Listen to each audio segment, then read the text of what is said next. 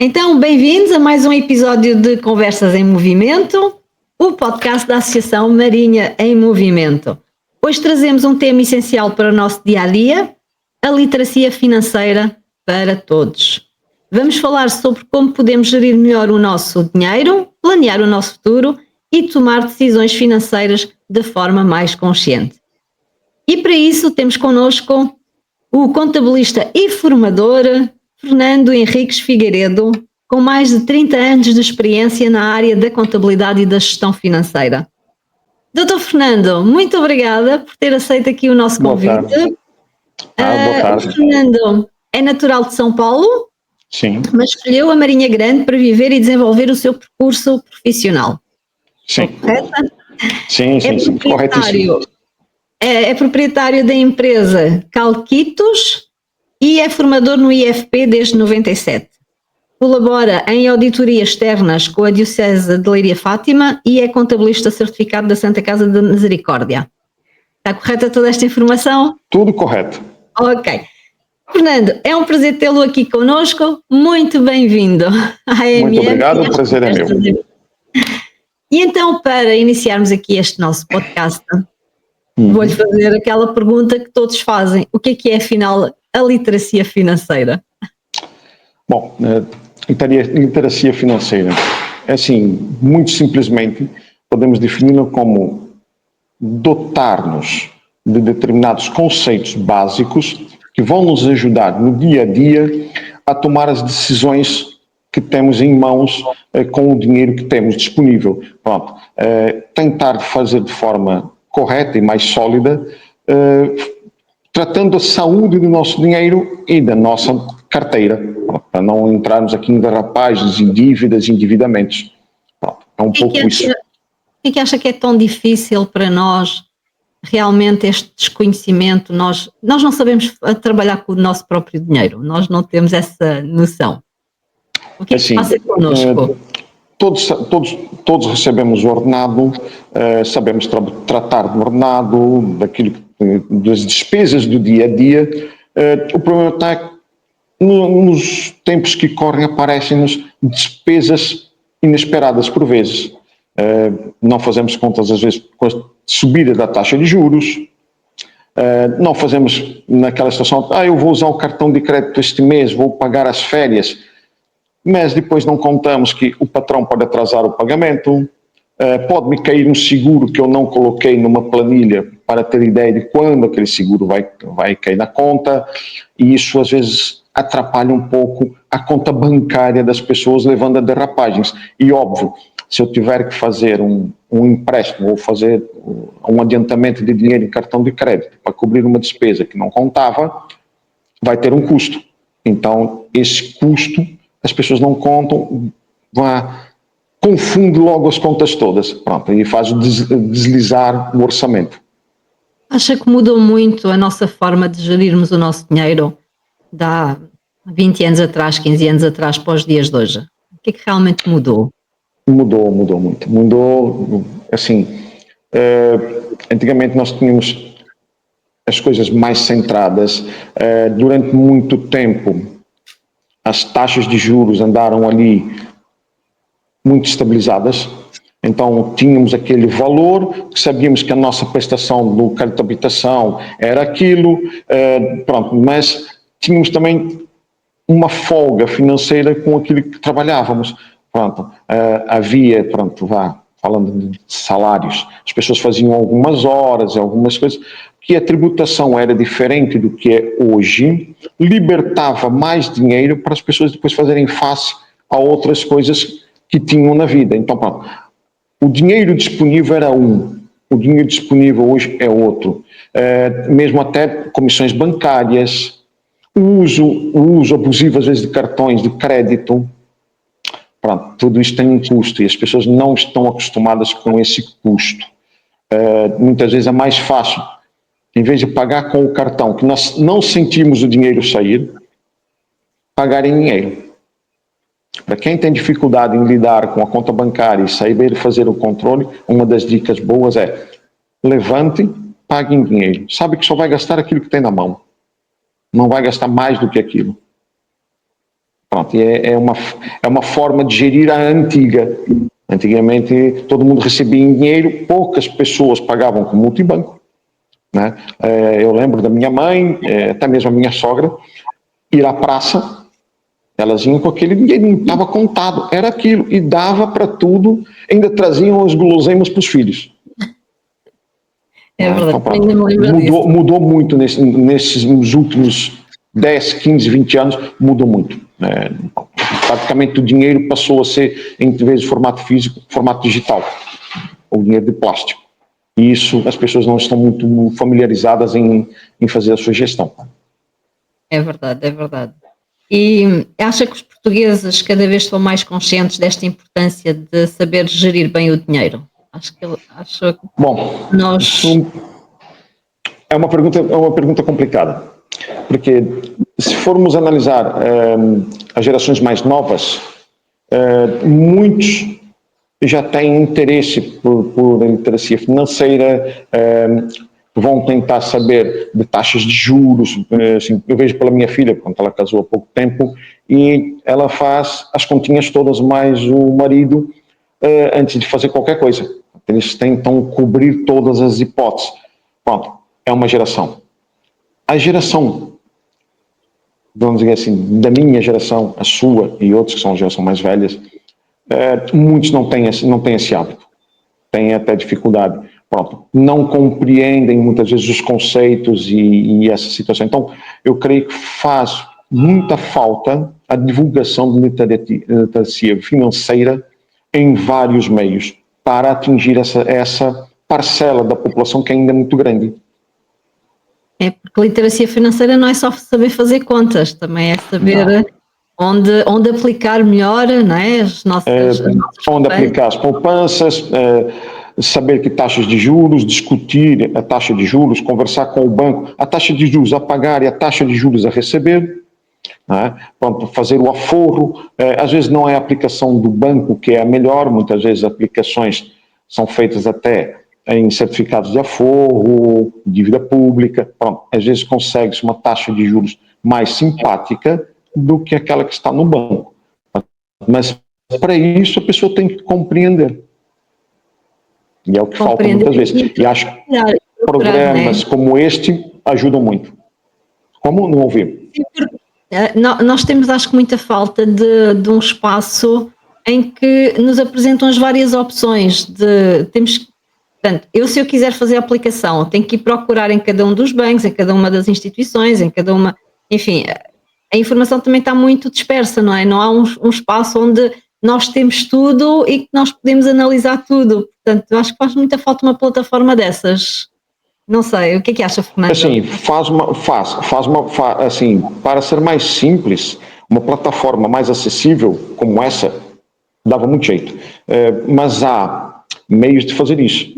O Banco de Portugal disponibiliza alguma informação que as pessoas podem procurar no Banco de Portugal. Assim, e depois, não só o gestor bancário, assim, o aconselhamento com pessoas que trabalham na área financeira é essencial. Quer seja um contabilista, quer seja um gestor financeiro, quer seja uma empresa de consultoria de crédito. Não é? Pronto, às vezes, o falar com eles, pedir esse aconselhamento, vai esclarecer muitas das dúvidas e vai encaminhar para a maneira correta de fazer a sua poupança, o seu aforro. Isso, se calhar é uma forma também mais isenta do que propriamente o gestor do banco, não é? Porque o gestor do banco vai sempre tentar aconselhar para os produtos financeiros, não é? Sim, vai puxar a brasa, a sardinha dele, e que muitas das vezes não é o melhor. Quais são, aqui num tema que é os desafios e os vários erros comuns, quais são os erros financeiros mais comuns que costuma observar nas famílias ou nas pequenas empresas? Ou pequenas ou médias empresas? Muitas vezes pedir crédito para pagar crédito. Se não for bem negociado, se não pedir um crédito para pagar um crédito que tenha, se não for bem negociado, vai ficar pior. Ok? Porque as pessoas muitas vezes olham a taxa de que é apresentada. É uma taxa mais baixa que a outra. E depois nós perguntamos assim, olha, mas isso é a taxa que o banco colocou, mas ele já colocou o spread. O que é o spread? Eu nunca ouvi falar nisso. Pronto, então temos que ver se o spread está associado. E depois, aquilo que na linguagem comum chamam de cavalos, que seriam as pequenas despesas, o pequeno imposto selo, pronto, aquelas taxinhas e taxocas que aparecem, estão ali todas computadas? Não. Então, não temos uma taxa final. Eu muitas vezes posso optar por um crédito que até me parece, vou ficar com uma prestação mais baixa, mas levo mais tempo a pagar, porque a prestação é diluída em mais tempo. A taxa de juros é simpática, mas depois o spread e toda a outra parte come aquela margem de lucro, aquela gordura que eu poderia ter para ficar do meu lado. Então, esse é um dos erros comuns, é não se observar realmente aquilo que se vai fazer numa troca de financiamento. Outra é o uso excessivo de cartões de crédito. Okay? Assim, as pessoas usam o cartão de crédito, devem pagar ao fim de 30 dias, não pagando ao fim de 30 dias, a taxa de juros que estará ali colocada, muitas vezes é o dobro daquilo que eu pagaria no financiamento bancário. E as pessoas muitas vezes não se apercebem disso. E depois parcelam o cartão de crédito quando chegam no fim do prazo. Eu não tenho dinheiro para pagar tudo, pago 10%, o resto eu vou pagar depois. Pronto. Já temos aqui um problema que vai depois começar a escalar, porque depois os juros vão acumulando, a pessoa, mas eu só devia X, mas tem mais os juros, agora devo mais Y. Pronto. Por isso que muitas vezes as pessoas recorrem à DECO, ao departamento da DECO, para fazer reclamações, para tentar resolver a situação, e muitos deles chegam a ter que fazer os pedidos de insolvência derivado dessa situação, porque não estão a rentabilizar aquilo que ganham e aquilo que podem ganhar se fizerem um pouco de pesquisa, de perguntarem, se informarem corretamente. A desinformação que existe leva a que então cometam esses erros. Os mais comuns são esses. É esse tipo de trocas. Na sua opinião, desde a nossa crise de 2008, acha que esse tipo de problemas veio a agravar ou acha que já estagnou mais, que as pessoas já começam a ter um bocadinho mais de noção? Assim, com a crise de 2008, e bem se lembra, tivemos aqui uma altura em que o crédito estava vetado, estava cortado, ninguém conseguia crédito. Então as pessoas tiveram aqui que fazer pela vida e pagar e renegociar e conseguir reformular créditos e pagar crédito. Então houve um desafogo depois desse aperto. Então as pessoas vão 2008, 2010, 2011 começaram a ter um desafogo. Quando começaram a ter um desafogo, a banca voltou à carga com eu agora dou-te um cartão de crédito. Olha, você não quer fazer um financiamento para ir de férias. Você não quer comprar um carro. Olha, você não quer comprar aqui um relógio. Você não quer comprar umas baixelas.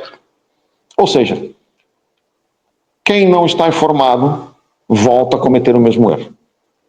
A oferta é muito grande. Assim, uma pessoa que tenha pouco conhecimento, e que começa a sobrar algum dinheiro, não sabe o que fazer com ele, em vez de aplicá-lo ou procurar alguém que o ajude a fazer essa aplicação, ele pensa, eu vou de férias, o banco até está aqui dizer que me empresta 4 mil euros para eu ir de férias, a taxa de juros simpática e tal.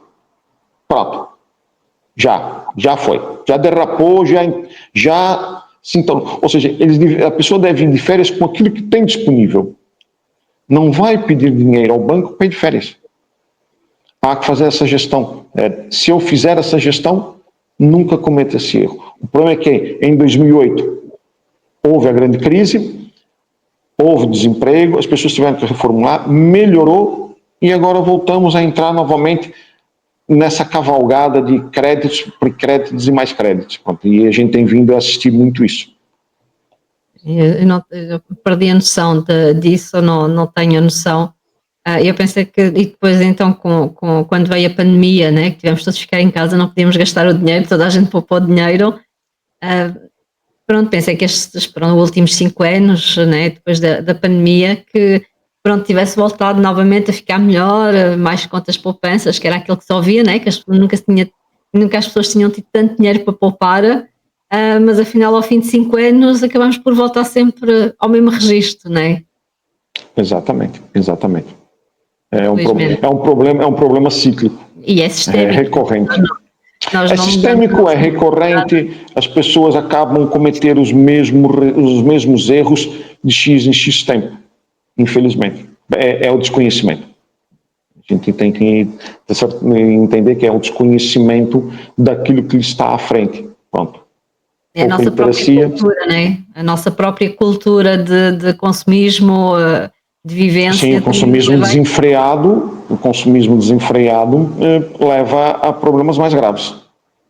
Ok. E como é que a educação financeira aqui pode realmente ajudar a evitar estes endividamentos excessivos das pessoas? Assim, nas escolas, ou então em associações, em outros lados, as pessoas participarem de ações de formação, de esclarecimento, retirarem dúvidas, ou seja, lerem é essencial. Pronto, há bons livros no mercado, pronto, é só procurar muitos bons livros, se aconselharem com boas pessoas que trabalhem na área, isso vai aumentar o conhecimento. Aumentando o conhecimento, há uma melhoria de tomada de decisão. Com essa melhoria de tomada de decisão, há poupança. Então aí eu começo a ter poupança e começo a fazer aforro aonde tenho que fazer. Não vou gastar o dinheiro na totalidade que me fica disponível, que é aquilo que as pessoas hoje em dia fazem, né? Gastam tudo. Depois o salário há de vir, vem o 13º mês, vem o subsídio de Natal, pode, né? Mas não é assim. Hoje em dia não podem contar com isso. Esse 13º mês, que é o subsídio de férias, e depois o 14º, que é o subsídio de Natal, é algo que vem a mais, para dar mais uma folga às famílias. Não é algo que eu deva contar para depois ir gastar e pagar dívidas. É como pedir a situação do reembolso do IRS. Pronto.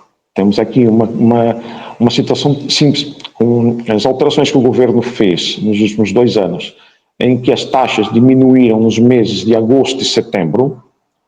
Se eu desconto menos, fico com dinheiro na carteira, quer dizer que eu depois à frente terei que pagar imposto. Então, quando chega em abril, maio, quando se entrega os IRS, vem a conta para pagar. E eu estava acostumado a receber. Mas eu esqueço que eu fiquei com o dinheiro lá atrás, não é? Então, tenho que o pagar. Então, isso tem que ser informado. E muitas vezes essa informação também não é dada ao contribuinte, né, ou às pessoas em si, para que possam depois gerir a sua carteira fazendo conta que vou ter que pagar imposto lá à frente. As pessoas acostumaram a ser reembolsadas. Na realidade, o futuro que se prevê é que os descontos feitos mensalmente cubram uma parte daquilo que teria que pagar e em maio eu não seja um recebedor de dinheiro através de reembolso, mas sim um pagador de imposto. Né? Pronto, vamos deixar de ser todos reembolsados para pagar imposto.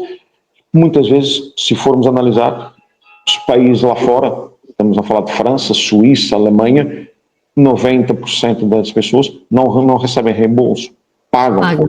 E ficam com mais dinheiro na carteira porque a taxa de imposto é menor. E é uma situação certa, né? Ficam durante aquilo que precisam, que é o mês do dia a dia, os filhos na escola e tudo. Pronto, então eu tenho mais dinheiro. Claramente, no fim, certas contas e vamos pagar. É o futuro que se encaminha. As pessoas vão ter que começar a se adaptar a isso. Passando aqui para as ferramentas e estas boas práticas, que hábitos simples é que nós podemos adotar para melhorar esta nossa saúde financeira? Já nos deu aí alguns exemplos, mas assim, aquelas que acha que realmente são muito importantes para as pessoas. Acho que a mais simples de todas e que ajuda realmente é esquecer aqueles, anotar, fazer caderninhos, não. Quem tem a vontade num computador, abre uma folha de Excel e põe lá, recebo X, e na outra coluna, aquilo que eu pago, tudo que eu pago. E vou ver que, olha, peraí, falta dinheiro. Olha, não, o dinheiro chega, fica quase no vermelho. Olha, dinheiro sobra. Se sobra, o que eu posso fazer? Então, equacionar o que vou fazer à frente. Não é pensar num gasto futuro, é ver. Outra situação é rever os seus seguros, por exemplo, seguros. Normalmente, quando nós fazemos a compra de um carro, Ele faz o financiamento e nós temos que fazer aqui um seguro. E tem que fazer um cartão de crédito. E a gente fica com aquele cartão de crédito. Assim, eu não preciso daquele cartão de crédito. Depois de ter o financiamento, anula. Eu não vou precisar daquele seguro, porque já tenho outro. Então, passado um período, peço anulação. Fazer essa situação de ver tempos a tempos a carteira de seguros que detém, porque às vezes a gente fala com pessoas que têm 5, 6, 7 seguros nas pessoais. Porque associou o crédito A, o crédito B, o crédito já acabou e ele continua a pagar o seguro. Então, há que rever essa situação. E se puser isso numa folha de Excel, ou se não estiver à vontade com o Excel, uma folhinha de papel, a moda antiga. O que eu recebo e o que eu vou gastar. Eu vou chegar à conclusão que eu tenho inúmeros gastos que até já são inúteis. Então eu posso poupar dinheiro através daqui. São esses pequenos pormenores que as pessoas devem estar atentas. Outro é as faturas de telefone, faturas de água, luz e gás. Bom, não é por saltar da EDP para a Iberdrola, da Iberdrola para não sei quem, e por aí afora, que eu vou poupar dinheiro. Eu tenho que conseguir negociar aonde vou deixar o meu consumo de luz, por exemplo. A água é a câmara. A gente tem que saber poupar a água. Bom, saber onde é que eu estou a gastar mais, estou a gastar menos, se tem algum problema que tem que ser resolvido em casa. No caso do gás, procurar também quem lhe faz a melhor tarifa. Atenção às mudanças, não é mudar só. O que tem muito em voga e batem, por exemplo, na porta de casa. Eu sou agente nesta companhia. O senhor tem TV a cabo? Sim, senhor. É cliente? Eu sou cliente tal. Mas a gente faz um preço mais barato. Antes de mudar, faça a conta daquilo que você tem. E que serviço realmente você tem. Porque quando mudar, o serviço prometido pode não ser igual. E aí então eu estou a pagar algo mais barato, mas que depois sai mais caro, porque eu preciso disto e não o tenho. E tenho que contratar à parte.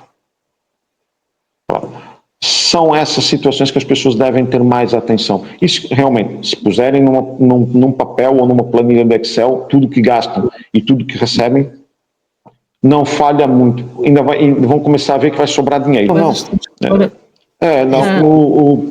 O tempo é dinheiro, certo? O tempo é dinheiro. Exatamente. Nós perdemos tempo com coisas assim, às vezes, ínfimas. E uma delas é essas mudanças. Se eu fizer um estudo em casa primeiro, eu só preciso pegar a minha conta e ver o que é que tem na minha conta e depois vou comparar as outras. Eu acabo ganhando dinheiro não mudando. Porque eu sei que se eu mudar depois no futuro, acontece algo que, assim, principalmente o gás e a eletricidade, pronto, são mercados livres. Então eles flutuam muito. Nós tivemos aqui uma altura, salvo erro, em 21 ou 22, se não me falha a memória, que o mercado da eletricidade flutuava vertiginosamente. Então, para dar um exemplo, empresas que pagavam 10, 12 mil euros de luz, de um mês para o outro passaram a pagar 20, 22, 25. Assim, um salto às vezes para o dobro. Por quê? Exatamente por causa do mercado. Assim, e chegámos à conclusão, assim, não adiantava ficar mudando de operador. Tínhamos que fazer algo para melhorar o nosso consumo e encontrar uma companhia que nos desse garantia disto, claramente. Pronto. E depois calha sempre de fazer a pesquisa e encontrar uma empresa, fazer aquele contrato por 4, 5, 6 anos, muitas vezes, mas com um preço devidamente fixado, a gente vai poupar dinheiro. Voltámos a pagar aquilo que pagávamos, aí 10, 12 mil euros, pronto. Já não eram os 25 ou 26 ou 27 que andavam a pedir. Mas isso carece às vezes de pesquisar. E uma coisa é certa, nem mudamos de companhia, continuamos na mesma. São as tais partes contratuais e também as nossas próprias alterações de hábitos do dia a dia também que nos fazem Sim. essas alterações. Agora saltando aqui um bocadinho para aplicações, hoje em dia há muitas aplicações e ferramentas da gestão financeira. São realmente úteis ou podem confundir ainda mais do que ajudar? Assim, são úteis se a pessoa conhecer o tema e souber usá-las. Se a pessoa não souber usá-las, não conhecer, só vai confundir mais a pessoa. Isso, ponto assente. Né? Porque normalmente são ferramentas que elas estão, muitas delas às vezes estão interligadas com aquilo que nós fazemos. Pronto, e determinam rácios, determinam pontos críticos. Assim, e se a pessoa não souber que aquela variável mexe aqui ou mexe ali, ela põe aquilo e pensa que está fazendo a melhor das coisas e não. Portanto, tem que ter a noção dessa linguagem, do que é que os termos significam, o que é que eles implicam.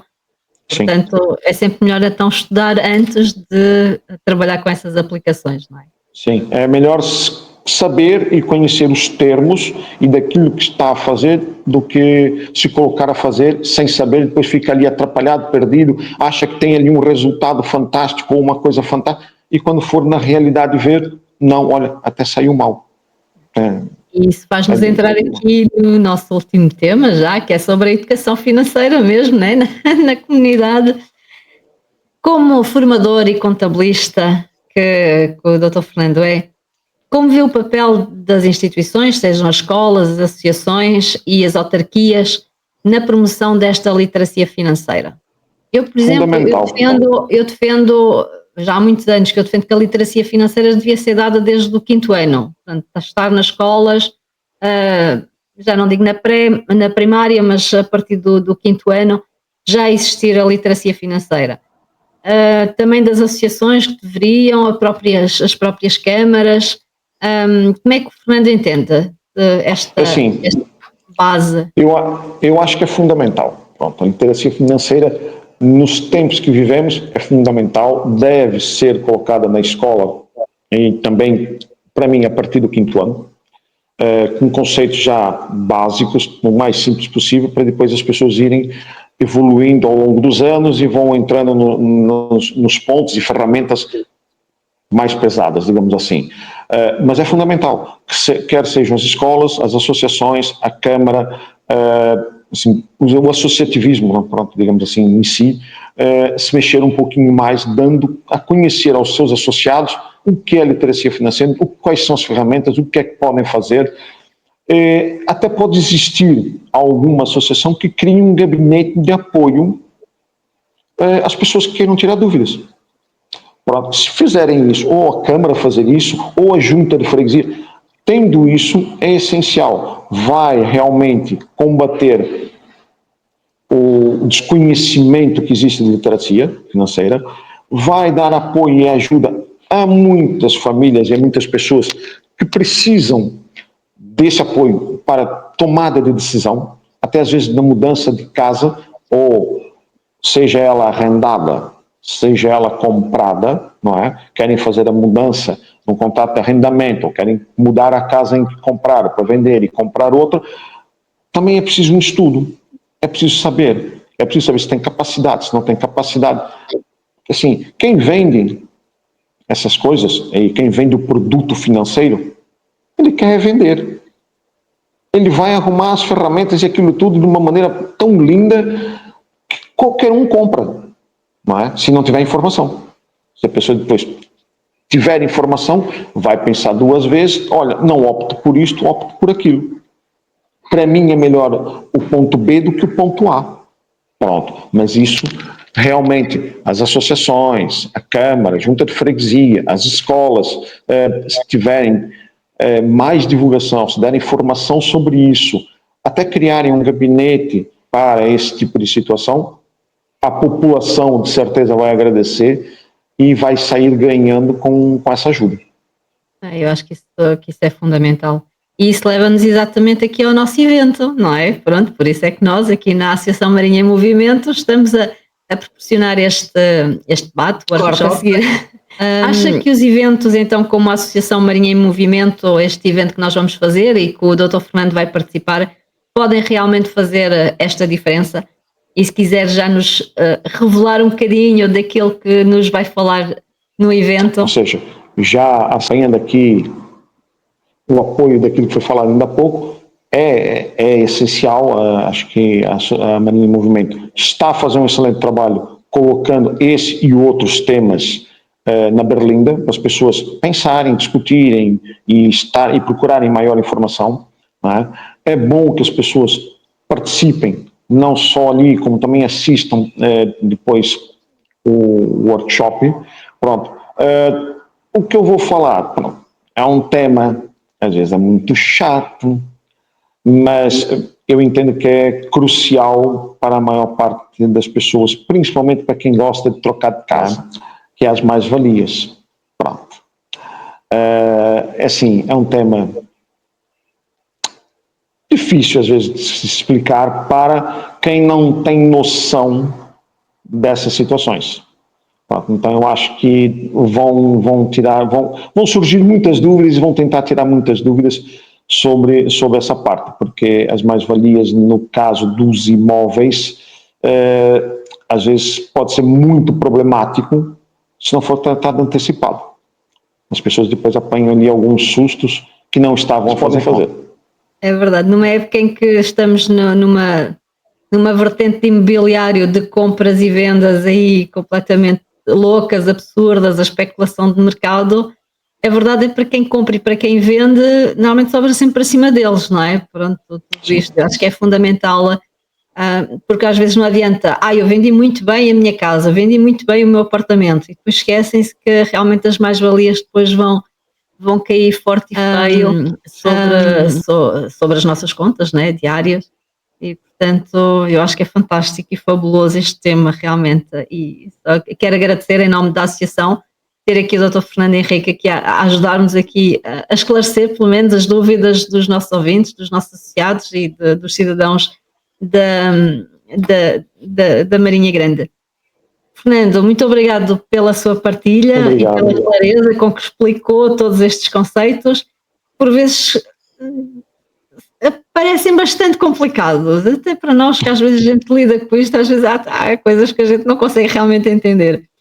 E antes de terminarmos, deixo aqui o convite para todos os nossos ouvintes. No próximo dia 15 de novembro, às 15 horas, vai correr então este debate e workshop sobre a literacia financeira para todos no auditório da Biblioteca Municipal da Marinha Grande, que vai ser uma excelente oportunidade para aprender, trocar ideias e começar a melhorar a nossa relação com o nosso próprio dinheiro. E se calhar não só com o nosso dinheiro, acho que mesmo com tudo à volta. Exatamente. Fernando, quero deixar aqui uma última palavra aqui para os nossos ouvintes, não só uma mensagem final, como também, pronto, convite a vir assistir. Sim, é assim, não achem que o tema seja só mais um, não. Pensem realmente que é uma ferramenta que pode ajudá-los a poupar dinheiro e melhorar as vossas finanças. Por isso, olha, sábado, dia 15, compareçam em massa. Pronto. E façam as perguntas todas a mim e a minha colega, que vai lá aparecer também. Também aproveitem. Vamos ter dois excelentes oradores sobre este tema e, portanto, as pessoas que todas as dúvidas, no lugar de colocar as dúvidas à DECO, venham ao nosso evento e coloquem as vossas dúvidas todas, questões, perguntas sobre créditos, investimentos, enfim, sobre tudo. Portanto, da minha parte, estas foi mais uma conversa em movimento. E não se esqueçam, então, o evento dia 15 às 15 horas no auditório da Marinha Grande. Divulguem, participem e venham ter connosco e sobretudo aqui com os nossos oradores, com o Dr. Fernando Henrique, que estará aqui disponível para debater connosco. Da minha parte, muito obrigado, Dr. Fernando. Até sábado. E aos nossos ouvintes, até sábado também. Um bem-aja. Obrigado.